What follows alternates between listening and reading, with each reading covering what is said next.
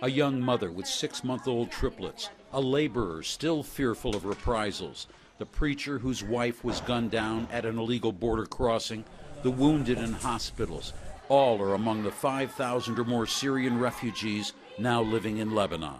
For many of them, it's like if they get detained, they're dead. And I've heard from many people who say, I'd rather take my risk, escape, maybe die on the road to escaping, as opposed to getting detained and being tortured. Most take up residence with relatives or find modest shelter in the working-class neighborhoods where rents are low.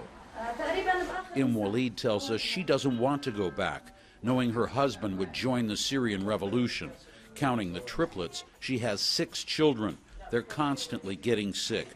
Work is scarce, yet somehow they are scraping by. The hardest part, she says, is being away from her family. Today, many Syrians, the organizers, the activists, the wanted, and the wounded, must make use of illegal crossings to flee Syria. It's not hard to find them. On that side of this grand river is Syria. On this side, it is Lebanon. But crossing here is not without risks. A Sunni Muslim preacher once jailed on charges of fomenting unrest in Syria receives condolences after his wife Rabia was gunned down at an illegal crossing point on the Syrian side of the border a day earlier. The Lebanese village where they lived as refugees has come out to mourn the 24-year-old mother of 3. Abdul Rahman Al-Akari says they left Syria months ago and came to Lebanon, but she missed her family and risked one illegal crossing to go back and see them. On her return, he told us, a Syrian security agent shot her because she was his wife, and he is a wanted man. The wounded in hospitals in Lebanon say they may risk a return through similar illegal crossings to rejoin their revolution. Regular border points are out of the question. All of the Syrian refugees agree this is not an easy life. Most of them say they left for these, their children, and it was a matter of life and death.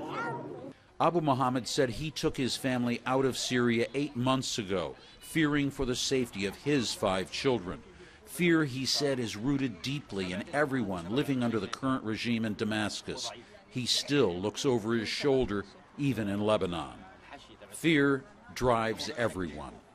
I fled because the army and thugs entered our village, and bullets were pouring like rain. It was either stay and die or leave. Ahmed found shelter in a dim, converted classroom just a few kilometers on the Lebanese side of the border. He survives with 7 children on nothing but handouts, and he's grateful. When those handouts come, there are brief moments of relief, and for the children, even joy when toys are involved. But the growing tide of Syrian refugees is not a happy one. There is the pain of lost loved ones, the depression of not knowing when or if they will ever be going home. Jim Clancy, CNN, near the Syrian border in northern Lebanon.